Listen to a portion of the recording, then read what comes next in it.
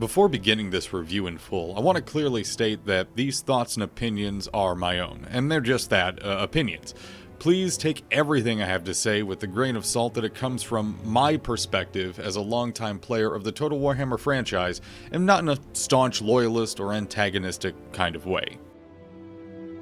Total War Warhammer 3, or simply Total Warhammer 3 as you'll hear me refer to it often, is a turn-based strategy and war management sim developed by Creative Assembly, published by Sega Interactive, and assisted throughout the process by Feral Interactive. It released on February 17th to very high review scores from Metacritic, IGN, and other organizations, and a 61% rating on Steam. The discrepancy between reviews and Steam user scores is currently being attributed to a review bomb on the title coming from a promotional issue for the game in China. In Total Warhammer 3, you take control of one of 8 factions that you lead through diplomacy, economics, and warfare in turn-based strategy to expand your power base, destroy your enemies, and ultimately attempt to fight through the realms of chaos to complete an objective associated with Ursun, the bear god. Kislev, Grand Cathay, as well as the Ogres and Forces of Chaos are playable and have powerful and unique unit rosters. Currently, the game is priced at $59.99 US on Steam, with DLC that's currently locked to pre-orders. Compared to previous Total Warhammer games, Total Warhammer 3's strengths are in ease of access, simplicity, and powerful unit rosters that allow for more aggressive builds and less weaknesses overall. Many units have multiple uses or utilities that make them stronger than most units we saw in previous games, with less filler or throwaway squads, and more unique faction or army mechanics that pump power levels in satisfying ways. Overall, units have less weaknesses, and many perform just fine in both ranged and melee combat, especially for Kislev and Grand Cathay. In addition, simplified structures and economics allow for players who may not be familiar with the franchise an ease of access that will bring new players in, as well as allow for a faster and easier early game, so players can spend more time focusing on battles and less on deciding which structures or needs their provinces have. Battles themselves are satisfying and enjoyable as ever, with a wider variety of maps and terrains available. Settlements and city sieges have been expanded with placeables and resources to give defenders more options without overpowering them. More units having more skills, abilities, and utilities make for more dynamic battles as well, with a wider range of available strategies for players to take advantage of. The game's primary mechanics center around chaos, corruption, and adventuring into the realms of chaos. Rifts regularly spawn across the world map on the primary campaign, and aggressively spread chaos corruption, a mechanic that corrupts the land and changes the world around you. The mechanic isn't perfect sometimes and feels odd when the province next to you is infected with Slaanesh corruption and bright pink, but your province is unaffected and has gentle, pristine snow and trees. Chaos Rifts themselves, however, are a revitalizing and fun mechanic, with the need to close and manage rifts for completing objectives and protecting your provinces something that I've repeatedly had fun having to prepare and shift my strategies for. Needing to be prepared for invasions through the rifts and deal with corruption mechanics continues to entertain me more than the Chaos Realms themselves.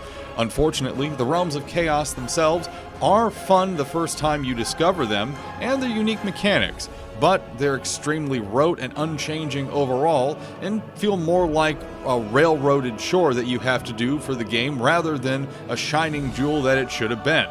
Overall, these aren't an improvement from how forced and unnecessary the Vortex mechanics were from Total Warhammer 2, and something I personally look forward to modding out as soon as possible. While I enjoy the game overall, my want to play through it without the Realms of Chaos mechanics are hampered by a lack of any other single-player campaign. Multiplayer games offer 3 different maps, the larger campaign map and 2 smaller maps based around Kislev and Grand Cathay respectively, but all require at least 2 human players to start, a glaring issue for anyone who likes to play these exceedingly long campaigns on their own time.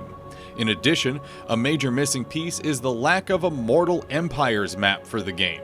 Creative Assembly has promised that in a future DLC for those who have multiple Total Warhammer titles, it will be released, but launching without this key feature that many of us were looking forward to makes the game feel incomplete, on top of the fact that the game lacks Steam Workshop support and mod manager functionality in total. By technicality, the game can run modded pack files, but this is meaningless to all but the most dedicated of modders and leaves many without the ability to play with their favorite mods. Backing up that feeling of incompleteness is graphics and design for many units and the game balance itself.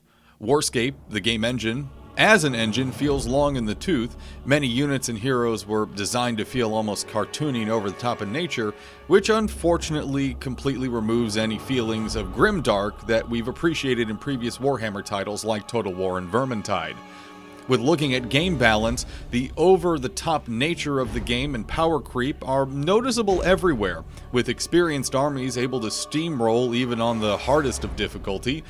Due to the need to get into the Chaos Realm and get the objectives done, everything about the game is accelerated and powered up, the negative side of many units being very good at many things and having a lot of utility. It gives the game overall a feeling of being more like Age of Sigmar versus a Warhammer fantasy game. Personal distinction of mine, as I'm not a fan of the Age of Sigmar in any way. On a final personal note, I need to point out that the release version of Total Warhammer 3 did introduce a few issues and bugs, including resolution support for some windowed modes of the game not functioning, and a few crashing issues when it comes to tabbing in and out of game. I'm hoping that this isn't something across the board and more due to me running the game on a 1080 Ti, but in case you're not packing a 3080 at the moment, this is something to be aware of.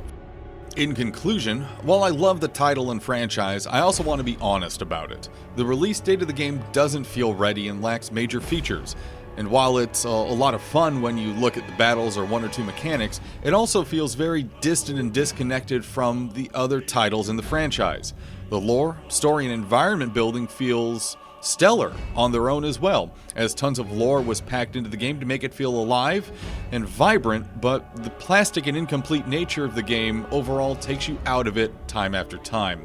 If you're a fan of the franchise, pick up Total Warhammer 3, see where it's going, as I believe that at some point it's going to be a solid addition to the franchise, but it's just not there quite yet. Once modding support, the Mortal Empires map, and a good 6 months of time for bug smashing happens, it'll be an absolute need for any Warhammer fan at that $59.99 US price point.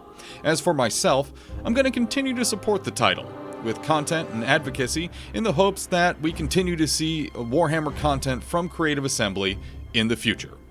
That's my review of Total Warhammer 3. Look forward to more content on this channel for the title as the months and years go on.